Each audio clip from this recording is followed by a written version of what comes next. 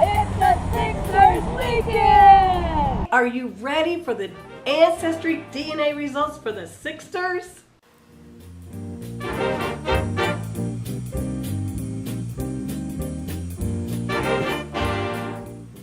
What the heck?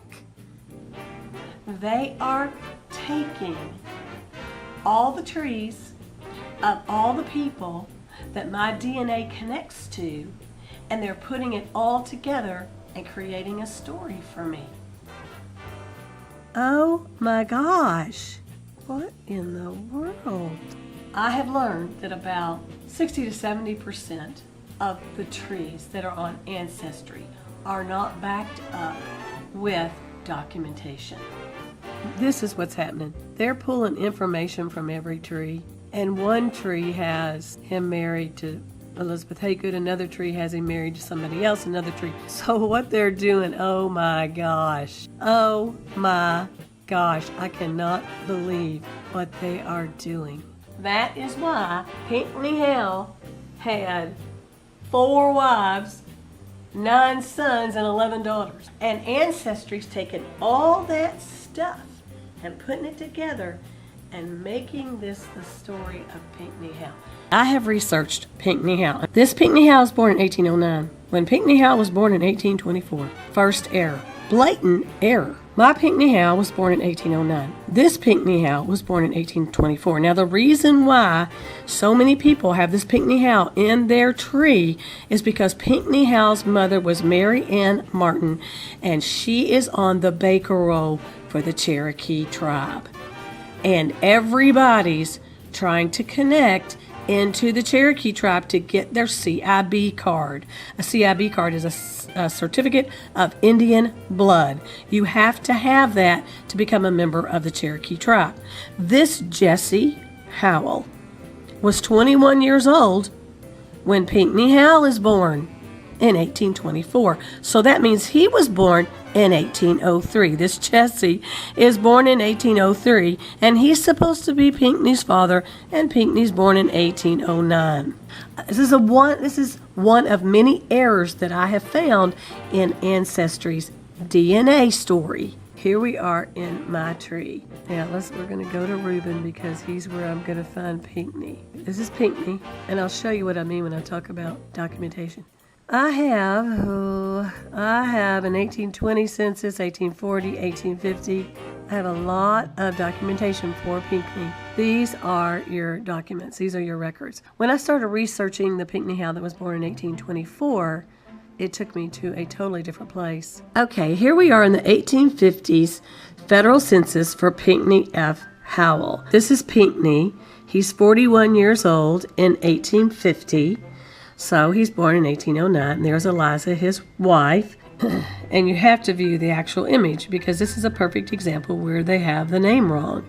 This is the other census record for the Pinckney that was born in 1824. He put 2 L's on his last name, and his wife's name is Winnie. The child's name is Samuel, and Samuel is the one who received benefits from the Cherokee tribe through his grandmother, Mary Ann Martin. This is the wrong Pinckney Howell. This is my Pinckney. It's the 1850 census. He's living in Murray, Georgia. He's born in South Carolina. His birth year is 1809. He's 41 years old. His wife is Eliza, not Winnie. Let's go to 1860 and see where this family is. For some reason, I cannot find the 1860 record. This is my favorite census record. They all stay together. See, here's our Pinckney right here. And next door is James. That's his son. Here's Benjamin. Next door to James. That's his son. And then we have John Evans, who married Zelia Howell. And that is my great-grandfather Henry's daddy. That's his parents right here. Next door to John is James Evans. And then there's a Martin, John Martin. Remember Mary Ann Martin? These folks were family. They were a tribe. On the other side of Pinckney is his daughter, Melinda.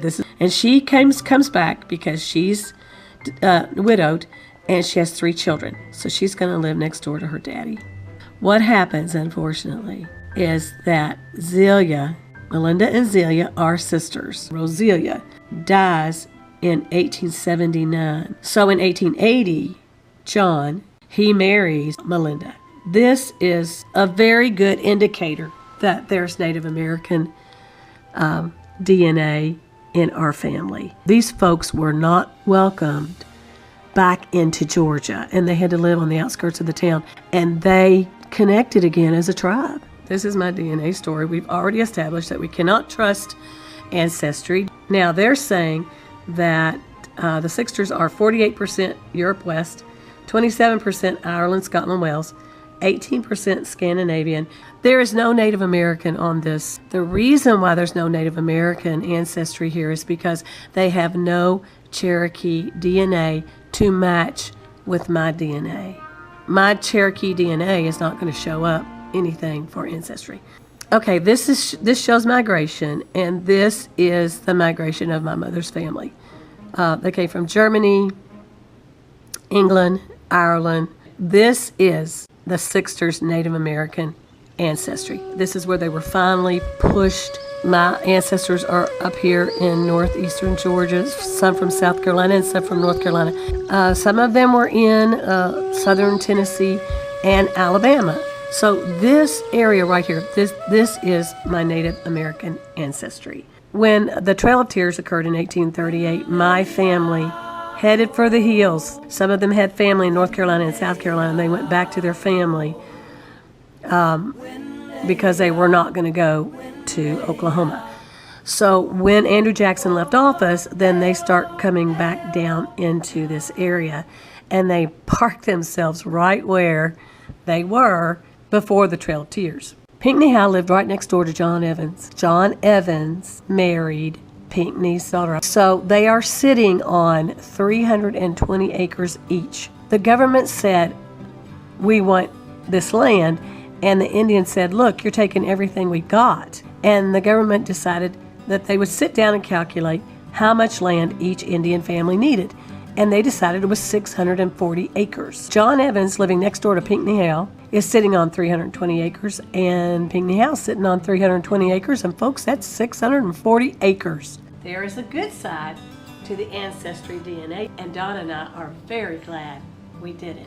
The Ancestry DNA kit helped us find Belinda Duncan and Buster Evans, our cousins from my daddy's side of the family.